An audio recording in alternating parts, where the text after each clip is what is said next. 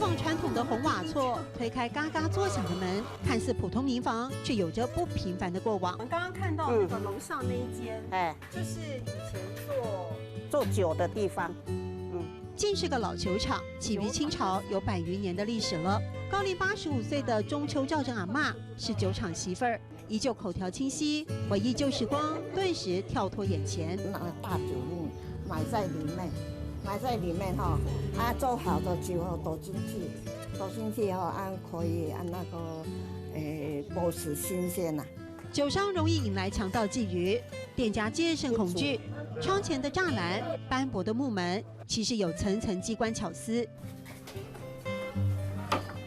那个机关这样拴进去后放下来，打不开，有摇起来，然后那个瓶子里面拉进去，所以人站在外面，对不对？然后这个是为了安全，是不是？老祖宗100年的生活智慧，也在古厝的每个角落里。糯米蒸呐，蒸了10分一浇，它我都浇做那个7斗，经过很多大地震啊，都不会怎么样，所以他们的做法真材实料的。同样真材实料的，还有第5代钟吉之按老酒厂制酒工序制作的道地酒酿。所以这个酒酿啊，是古法酿造的，对不对？如都是这个古法作为这是内埔腔。